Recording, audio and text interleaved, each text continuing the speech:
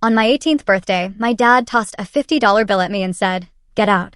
I'm done paying for someone else's mistake." He thought that was the final insult. I picked up the money, smiled calmly, and handed him a sealed envelope I'd been holding onto for years. "I know," I said. Then I told him my real father was waiting outside. He looked toward the window, and all the color drained from his face. "Okay, listen up, because I'm about to tell you a story you won't believe." My 18th birthday wasn't celebrated with cake and presents. It started with the man who raised me throwing a crumpled $50 bill in my face and telling me I was another man's mistake. He thought that moment, that cruel gesture, would be the end of me. He had no idea it was just the beginning of his own downfall. To really get what happened that morning, we need to rewind a decade, back to when I was 8. It was the spring recital at Highlands Ranch Elementary, and my little fingers knew every note of For Elise by heart. My mom, Linda, was beaming in the front row, recording on her phone, wearing her special blue dress. The seat next to her? Empty. Richard, my stepdad, had a last-minute meeting. Even at 8, I knew that was a lie. He never missed Tyler's soccer games, even when my younger brother was just picking dandelions on the field. After the recital, I found Mom in the hallway, her eyes red, but she smiled, told me I was wonderful. "Why doesn't Daddy ever come to my things?" I asked. She just hugged me tighter, that's all she did. That night, I couldn't sleep. I crept downstairs for water and heard Richard and Mom arguing in the kitchen. They didn't know I was there. "I told you I can't pretend forever," Richard snapped. "Every time I look at her, I see the mistake you made." Mom's voice was soft, pleading. "She's a child, Richard. She's innocent." Then his words, cold as ice. "She's not my child." She never was. And the day she turns 18, she's out of this house. I didn't get what mistake meant back then, or why he looked at me differently than Tyler. But I knew one thing. Whatever was wrong with me, it made my mother cry. I went back to bed, no water, and started counting. Not days until I left, but days until I understood why I was never enough. The difference between Tyler and me wasn't just emotional, it was financial. And by 16, I had a mental ledger proving it. Junior year, SAT registration was due. I needed $200. I approached Richard in his office, where he was always glued to spreadsheets for Mercer Holloway Properties. "I need money for the SAT," I said, straight to the point. He didn't even look up. "Get a job." My registration was in 2 weeks, I told him, no time. He just grumbled, "Tyler needs new soccer cleats. The good ones cost $350. I can't be throwing money at everyone. $350 for cleats a 14-year-old would outgrow in months. But $200 for my college entrance exam was throwing money? It hit hard. So, I got a job at Brewed Awakening, a coffee shop, 15 hours a week, minimum wage. It took 3 months to save up, all while paying my own phone bill because Richard had booted me off the family plan at 15. Meanwhile, Tyler got a brand new iPhone every September, no questions asked. When my SAT scores came back a 1480, 96th percentile, I left the report on the kitchen counter, hoping for some acknowledgement. Nothing. Not from Richard, not from Karen, his second wife, not even from Tyler. Mom would have been so proud. She'd been gone 4 years by then, taken by breast cancer when I was 12. I never asked Richard for money again. If I had to build my future alone, I would. But I kept a meticulous record of every disparity, every slight, every dollar that went to Tyler instead of me. That record, I didn't know then, would become incredibly important later. Mom died on a Tuesday in November, only 41. The cancer was brutal, 14 months from diagnosis to the end. I spent most of that year by her hospital bed, reading her favorite books, listening to the machines beep. 3 days before she passed, she asked for privacy. Weak as she was, her grip on my hand was surprisingly strong. "There's a letter," she whispered, "in my jewelry box, the one with the roses on the lid. Don't open it until you're 16. Promise me, Athena, 16. Why 16?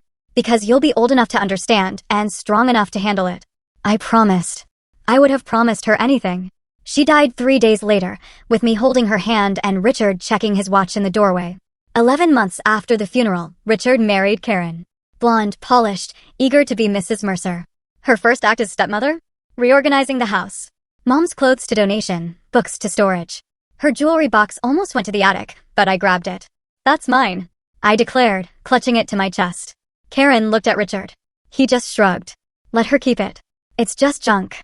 I hid the box behind my outgrown winter coats and waited. For years. That's how long I kept my promise. I had no idea one letter would change everything. On my 16th birthday, a Saturday morning, I opened the jewelry box. Karen had taken Tyler to a soccer tournament. Richard was golfing, pretending to be important. My hands trembled as I lifted the lid. There it was, an envelope under a strand of pearls, Athena, written in Mom's elegant script. The letter was 3 pages, dated August 15, 2019, 2 months before her diagnosis. I read it twice before the words truly sank in. My darling Athena, if you're reading this, I'm gone and you're old enough to know the truth. Richard is not your biological father. My heart stopped. She wrote about Marcus Holloway, a brief relationship before Richard. She hadn't known she was pregnant until he was gone. Richard was pursuing her, and she made a decision she regretted. She married him and let him believe I was his. He found out when I was 3, discovered a hidden DNA test. He's known the truth for 15 years, Athena. He chose to stay silent because he didn't want the embarrassment. She apologized, was afraid of losing me. You are not a mistake, Athena. You are the best thing I ever did. And your real father deserves to know you exist. The letter was notarized, filed with her attorney, Eleanor Vance. I sat there for an hour rereading it. Everything finally made sense, and nothing would ever be the same. That night, I typed Marcus Holloway Denver into Google. The results were mind-blowing. Marcus Holloway, CEO and co-founder of Holloway Capital Partners, a private equity fund managing $2.3 billion. Photos showed a tall man with silver hair and sharp blue eyes, my eyes. He wore tailored suits, shaking hands with governors. But the detail that made my heart drop was in a Denver Business Journal article. Holloway Capital was dominating the commercial real estate market, outbidding smaller competitors. One of them? Mercer Holloway Properties. I almost laughed. Richard's company had Holloway in its name because Marcus had been a co-founder 20 years ago. They split, Marcus built an empire, and Richard remained a vice president at the very firm they started together. Richard hated Marcus Holloway. I'd heard him complain about that arrogant bastard for years, blaming him for every failed deal. Now I knew why he looked at me with such contempt. Every time he saw my face, he saw the man who had beaten him at everything, business success and, apparently, my mother's heart. The question now was simple. Did Marcus Holloway want to know I existed? I waited 6 months. I needed to be strategic. In September of my senior year, I wrote a physical letter to Marcus Holloway, sent to his headquarters. I included a copy of Mom's letter and a simple request, an independent DNA test. 2 weeks passed. Then 3. I checked the mailbox daily, stomach churning. On day 18, a response arrived. Not from Marcus, but his attorney. Professional, brief. Mr. Holloway agreed to the DNA test at Gone Trust Labs, an appointment set for October 15th. The test took 5 minutes. A cheek swab, some paperwork, a promise of results in 2 weeks. November 8th. The report arrived. Case number GT 2023, 1 month 8 a.m. probability of paternity, 99.97%. 3 days later, my phone rang. Unknown number, Denver area code. Athena. This is Marcus Holloway. His voice was deep, measured. I couldn't speak. My throat had closed. I didn't know about you, he continued. Your mother never told me. But now that I know, I'm not going anywhere. I promise you that. I believed him. March 15th arrived, cold and gray. My 18th birthday. I woke at 6:47 a.m., 13 minutes before my alarm. I lay there, staring at the bare ceiling of the room I'd slept in for 18 years. I'd packed up my posters weeks ago. Today was the day. I could feel it in my bones. I showered, dressed, and went downstairs. The kitchen smelled of coffee and toast. Karen scrolled on her phone. Tyler shoveled cereal, eyes glued to his iPad. Neither looked up. No, happy birthday, no card, no cake. I hadn't expected it, but the absence still stung. Richard sat at the head of the table, reading the Denver Post. He didn't acknowledge me, but his jaw was tight, shoulders rigid. He'd been waiting for this day for years. I poured orange juice and glanced out the window. There it was, a black Mercedes S-Class, parked at the corner, just visible through the oak branches. Marcus was here. The envelope in my jacket pocket, holding the DNA results, Mom's letter, and a photo of Marcus and me from our first meeting 2 months ago, felt impossibly heavy. I took a slow breath. Whatever happened next, I was ready. Richard folded his newspaper. He looked at me for the first time. We need to talk, he said. Then he reached into his wallet and pulled out a $50 bill. He didn't hand it to me. He threw it. It landed on the table, next to my untouched juice. You're 18 now, he stated, his voice flat, rehearsed. I'm done. I stared at the 50. Ulysses S. Grant's face stared back, indifferent. Excuse me? I asked. You heard me. He'd clearly practiced the speech. I fulfilled my legal obligation. You're an adult. Get out. Karen put down her phone. Richard, maybe we should. He didn't even look at her. His eyes were locked on mine, filled with 18 years of pure resentment. I've known since you were 3 years old. You're not my daughter. You never were. I only kept you around because your mother begged me and because I didn't want people asking questions. Tyler finally looked up from his iPad, mouth agape, cereal forgotten. But Linda's gone now, Richard continued, and I'm not paying for another man's mistake anymore. Another man's mistake. The exact words I'd overheard when I was 8. I picked up the $50 bill slowly, deliberately, refusing to let him see my hands shake. You think this is an insult? I said. It's more than you deserve. I almost smiled. I know, I added. I've known for 2 years. Richard's expression flickered, confusion, then suspicion. I reached into my jacket pocket, pulled out my envelope, and placed it on the table in front of him. Open it. He hesitated, then tore it open. I watched his face as he read the DNA results, as he recognized Mom's handwriting on her letter. The color drained from his cheeks. And my real father, I said, is waiting outside. Richard's head snapped toward the window. The black Mercedes. The driver's door opening. A tall man with silver hair stepping onto the sidewalk. Marcus Holloway. Richard's face went gray. No, he whispered. No, no, no. I watched him. The man who had tormented me for 18 years, who had made me feel worthless, unwanted, invisible, was frozen. His hand crumpled the DNA report. Marcus walked up our driveway with the unhurried confidence of a man who had nothing to prove. That's impossible, Richard breathed. You and him. Linda. He couldn't finish the sentence. Before you, I clarified. Before she ever knew you existed. Karen was pale, looking between Richard and the window, trying to understand. Tyler had abandoned his iPad completely, teenage apathy replaced by wide-eyed shock. You planned this, Richard's voice cracked. You've been planning this for 2 years. I confirmed. Ever since I found Mom's letter. Ever since I learned that you knew the truth and punished me for it anyway. The doorbell rang. Nobody moved. It rang again. I'll get it, I said. My heart pounded, but my steps were steady. I felt Richard's eyes burning into my back. I heard Karen whispering frantically. I opened the door. Marcus Holloway stood on the porch, his blue eyes, my blue eyes, met mine. Ready? He asked. Ready. I turned back to Richard one last time. He was still at the kitchen table, the $50 bill forgotten on the floor. Goodbye, Richard. Marcus didn't wait for an invitation. He stepped past me, his presence filling the foyer in a way Richard never could. Richard? Marcus's voice was calm, almost pleasant. It's been a while. Richard found his footing. Get out of my house.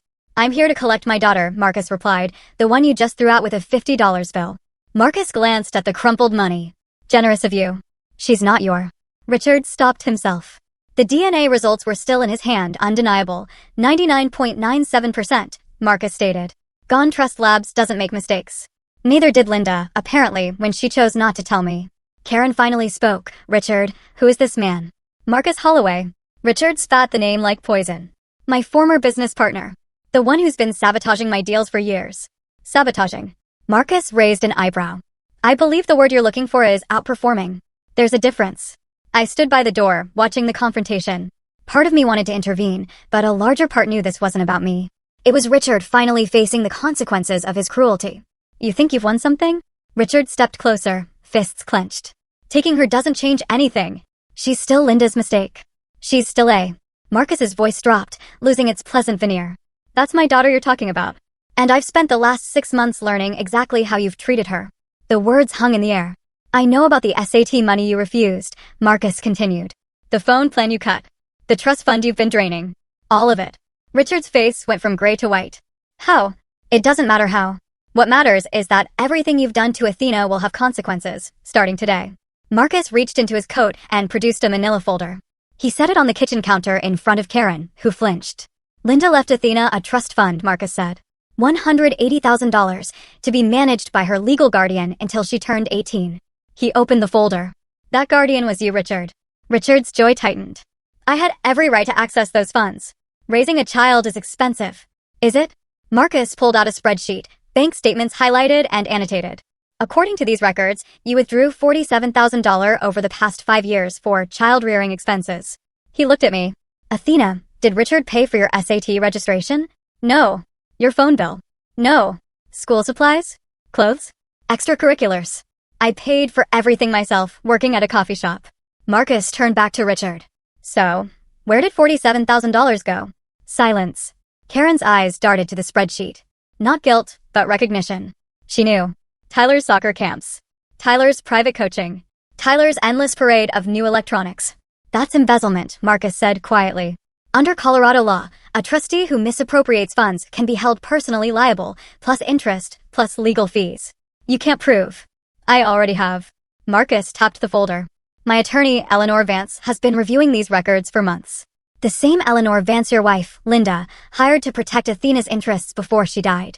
Richard looked like he might be sick. We'll discuss this more after the gala, Marcus said. One more thing. He pulled a second document from the folder, a printed email, headers, and timestamps included. Richard's face went from white to green. September 12, 2018, Marcus read aloud. From Richard Mercer, mercerholloway.com, to your personal attorney. Subject, inheritance issue. Confidential. I need to know my options for minimizing inheritance obligations to a child who is not biologically mine. Specifically, can I exclude her from my will without disclosing the reason? And what happens to her mother's trust fund if the child is removed from the household before age 18? Karen gasped. Even Tyler looked disturbed. Where did you get that? Richard's voice was barely a whisper. Your company's IT department isn't as loyal as you think, Marcus said, especially when they're offered better opportunities elsewhere. I hadn't known about this email. You've been planning to cut me out since I was 12, I said, my voice steady, factual. Before Mom even died. Richard couldn't meet my eyes. The gala is in 1 week, Marcus said, tucking the documents back into the folder. I suggest you spend that time consulting with your lawyer, because after Saturday night, everyone in Denver's business community will know exactly what kind of man you are. He extended his hand to me. Athena, let's go. I took one last look at the kitchen, Karen's frozen expression, Tyler's confusion, Richard's crumbling composure. Then I walked out the door with my father. My real father. Richard threw me out, thinking he'd won, but he had no idea who my real father was. And the best part? It was just getting started. In 1 week, everyone Richard spent his whole life trying to impress would learn the truth about him. The week after my birthday, I moved into a guest apartment in Marcus's downtown building, a sleek high-rise with floor-to-ceiling windows. It was temporary, just until college, but it felt like a different planet from Highlands Ranch. For a few days, I just breathed. Unpacked. Explored. Had dinner with Marcus twice, awkward but genuine conversations, trying to fill 18 years of silence. Then, the attacks began. On Tuesday, Richard called my high school principal, claiming I was emotionally unstable and fabricating stories, suggesting a psych evaluation before graduation. Thankfully, the principal knew me. But the call shook me. Thursday, an email from CU Boulder's admissions office. Clarification needed. Concerns about my financial aid application, family situation, guardianship. Deadline, April 1st. I stared at it for 10 minutes before calling Marcus. He's trying to destroy my future. I cried. He can't hurt me directly anymore, so he's going after everything I've built. Marcus was quiet. Eleanor Vance will handle the university and the principal. Richard is digging his own grave. He just doesn't know it yet. What do you mean? The gala is Saturday. He'll be there to accept his award, and so will we. I didn't understand yet, but I would. Richard wasn't just going to lose. He was going to lose in front of everyone who mattered to him. The 15th annual Denver Chamber of Commerce Charity Gala was the social event of the spring season. Marcus explained it over dinner Friday night. 400 guests, business leaders, investors, city officials, everyone who mattered in Denver's commercial real estate world. And Richard? He was being honored as Developer of the Year. Marcus's smile was thin. An award he's been campaigning for since 2019. It's the validation he's always wanted. Proof that he belongs among the city's elite. I pushed my salad around. So, we're going to take that away from him? Marcus set down his knife and fork. No. We're going to let him take it away from himself. All we have to do is show up. The gala was at the Four Seasons, black tie, silent auction for children's literacy. Marcus Holloway was the primary sponsor, donating $500,000. As lead sponsor, he explained, I give the opening remarks. About 10 minutes on stage before they hand out awards. What are you going to say? I asked. He squeezed my hand. The truth. That's all. Richard had no idea what was coming. What should I wear? I asked. Marcus smiled, a real, warm, paternal smile. I had something delivered to your apartment this afternoon. Consider it a birthday gift. Saturday, March 22nd, 7:30 p.m. The navy blue gown fit perfectly. Floor-length silk, elegant. Marcus had chosen well. We arrived at the Four Seasons together, his hand steady on my elbow. Crystal chandeliers, marble floors, well-dressed couples. My world had been coffee shops and high school hallways. But I kept my chin up, shoulders back, channeling every ounce of composure I'd developed surviving Richard's household. We entered the ballroom at 7:40 p.m. I checked my phone, wanting to remember every detail. It was stunning. White linen tables, rose centerpieces, a stage. And there, near the bar, stood Richard. Tuxedo. Karen beside him in a red dress, laughing. Richard held a champagne flute, gesturing expansively. Then he saw me. The flute froze halfway to his lips. His eyes moved from my face to Marcus, then back to me. The color drained from his cheeks. He excused himself, striding toward us, murderous. What the hell are you doing here? I was invited, I said calmly. My father is the lead sponsor. Several heads turned. Phones appeared. Someone whispered. Richard's jaw clenched. He'd never been good at controlling his temper, especially after a few drinks. Your father. He laughed, a harsh, ugly sound. Marcus Holloway is not your father. He's a con artist using you to get at me. People around us stopped pretending not to listen. A circle formed, drawn by the promise of drama. Karen appeared at his elbow, face tight with alarm. Richard, not here, please. He shook her off. No, everyone needs to know what's happening here. He pointed at me, finger trembling. This girl is not my daughter. She's the product of my late wife's affair. A bastard I was forced to raise for 18 years. Gasps. Murmurs. I saw at least 3 phones rise. I gave her a roof over her head. Richard roared, his voice rising. I fed her. I clothed her. And this is how she repays me, by showing up here with him. I didn't respond. I didn't need to. Richard was doing all the work himself. She's a liar and a manipulator, just like her mother was. Linda fooled me for years. And now her daughter is trying to do the same thing. Don't believe a word she says. The ballroom was silent. Even the string quartet had stopped. Marcus's hand on my shoulder, steady. Are you finished? I asked Richard. His face was red now, veins visible. I'm just getting started. You think you can ruin me? You're nothing. You've always been nothing. I looked at him, really looked at him, for what might be the last time. I don't need to ruin you, Richard. You're doing that yourself. From the corner of my eye, I saw Marcus walking toward the stage. It was time. The MC, a silver-haired woman in a black sequin dress, tapped the microphone. Ladies and gentlemen, if I could have your attention, please. It's time to begin our program. Please welcome our lead sponsor and keynote speaker, Mr. Marcus Holloway. Applause. Marcus climbed the steps with easy confidence. He adjusted the microphone, smiled out at the crowd. Thank you all for being here tonight, he began. The Denver Chamber of Commerce Charity Gala has raised over $12 million for children's literacy programs over the past 15 years. That's something we should all be proud of. More applause. Richard had retreated to his table, face still flushed, Karen whispering urgently in his ear. Tonight, I want to talk about something personal, Marcus continued. About family, about the choices we make, and the consequences that follow. A ripple of curiosity. This wasn't a typical sponsor speech. 20 years ago, I made a choice I've regretted ever since. I walked away from someone I cared about because I thought I had better options. I didn't know then that she was carrying my child. The whispers intensified. Heads turned. 6 months ago, I received a letter from a remarkable young woman. She had spent 2 years researching her own history, gathering evidence, building a case. She did this not for revenge, but for truth, for the right to know where she came from. Marcus looked directly at me. That young woman is here tonight, and I'd like to introduce her to you. Not as a secret, not as a scandal, but as my daughter. He extended his hand. Athena, would you join me on stage? The walk to the stage felt like an hour. 400 faces watched. Holloway's daughter? Who is she? Did he say 18 years? I heard whispers. I climbed the stairs, took Marcus's hand. He pulled me gently to his side, facing the crowd. This is Athena Anderson, he said into the microphone. Or, as I hope she'll allow me to call her someday, Athena Holloway. My daughter. The applause started slowly, then built. Not everyone clapped, some were too stunned. But enough did that the sound filled the room. Athena spent 18 years in a household that didn't want her, Marcus continued. She was told she was a mistake. She was denied basic support while her stepbrother received everything. She paid for her own SAT registration by working at a coffee shop because the man who was supposed to be her guardian refused to give her $200. I saw Richard's table. His face was ashen. Karen had her hand over her mouth. The others at their table leaned away. Despite all of that, Marcus said, Athena graduated with a 3.9 GPA. She scored in the 96th percentile on her SATs. She earned a partial scholarship to the University of Colorado Boulder.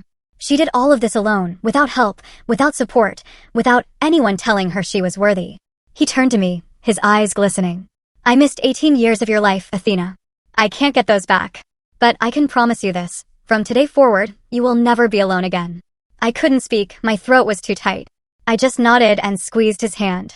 The applause was deafening. Marcus gestured to the side of the stage where a woman in a tailored gray suit waited.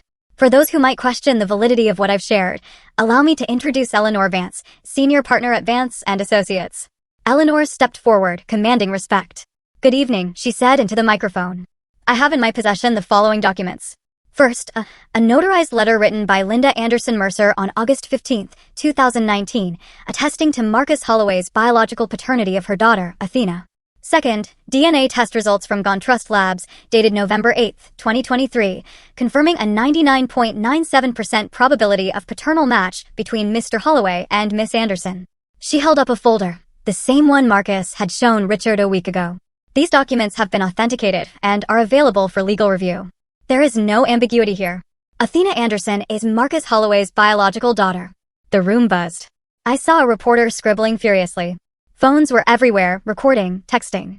Richard's table was an island of silence. The guests had shifted their chairs away from him. One more thing, Eleanor added. I am also in possession of financial records indicating that Richard Mercer, as trustee of Athena's inheritance from her late mother, withdrew $47,000 from her trust fund over a 5-year period. Legal proceedings to recover those funds will begin Monday morning. Richard stood abruptly, knocking over his champagne glass. He didn't say a word. He just walked out.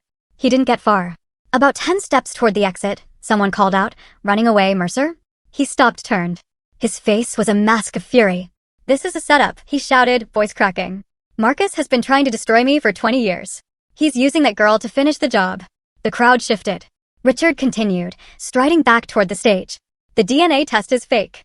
The documents are forged. This is all a lie designed to humiliate me." Marcus didn't flinch.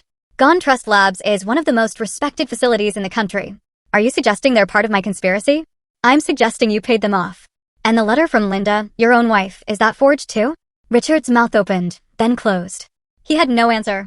"You called my daughter a bastard in front of 50 witnesses," Marcus said, his voice cold and dangerous. "You admitted publicly that you knew she wasn't your biological child and that you resented her for it. You did that before I said a single word." Murmurs of agreement rippled. "Everything that's happening to you tonight, Richard, you brought on yourself." Someone shouted, "What about the trust fund money?" Richard's face went pale. "That's a private matter." $47,000, another voice called. "From a child's inheritance. That's theft." The crowd was turning. The social tide was pulling away from Richard. Karen appeared, tugging his arm. "Richard, we need to leave now." This time, he didn't argue.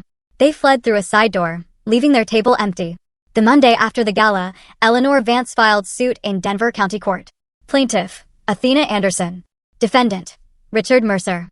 Breach of fiduciary duty, misappropriation of trust funds. We sought full recovery of the $47,000 Richard had withdrawn, plus interest, plus attorney's fees. The evidence is overwhelming, Eleanor told me. Bank statements, withdrawal records, signed authorizations, all in Richard's name. And my testimony, nothing. Richard has 30 days to respond. He can settle or he can fight.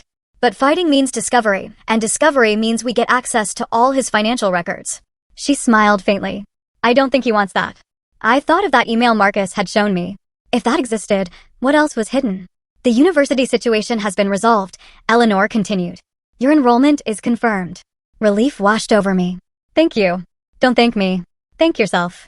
You built an impeccable record despite everything against you. Richard's accusations only made him look petty and vindictive. I left her office feeling lighter than I had in years. The legal process would take time, but the outcome was no longer in doubt. Richard had spent 18 years making me feel powerless. That was over. Richard's lawyer called Eleanor on April 10th. They want to settle, Eleanor told me. Full repayment of the $47,000, plus $8,500 in accrued interest, plus our legal fees, $12,000.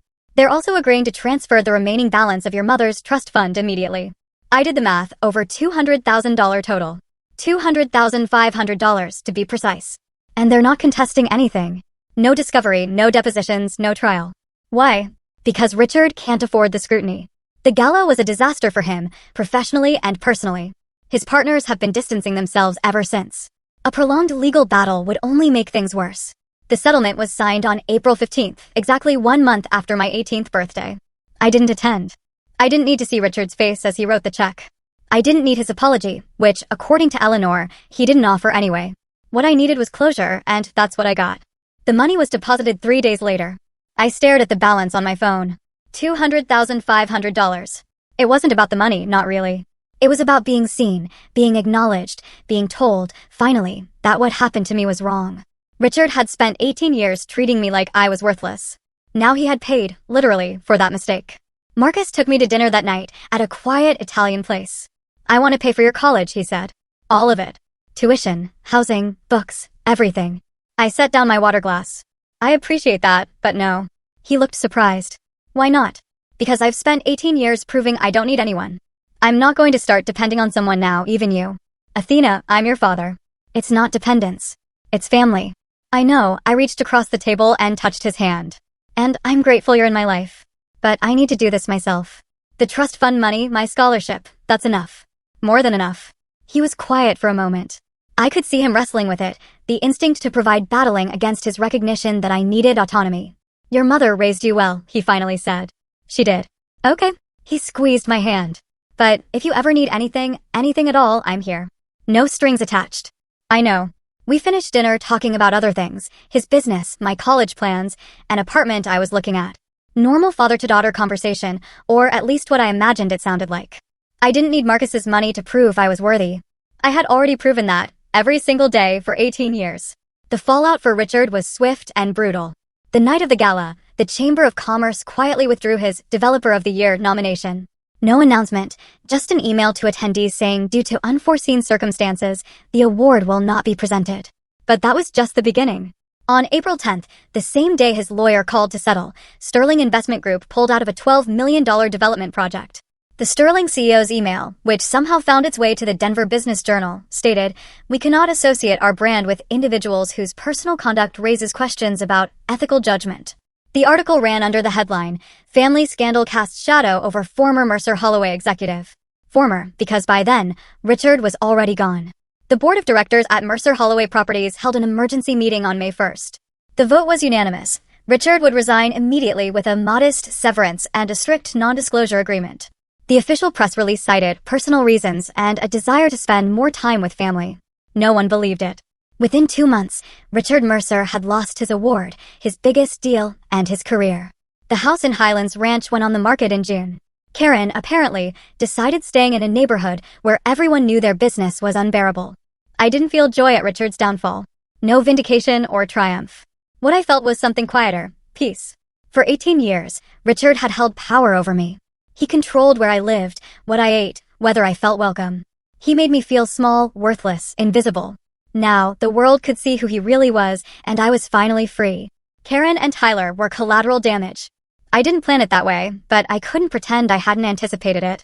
Karen disappeared from social media within a week of the gala.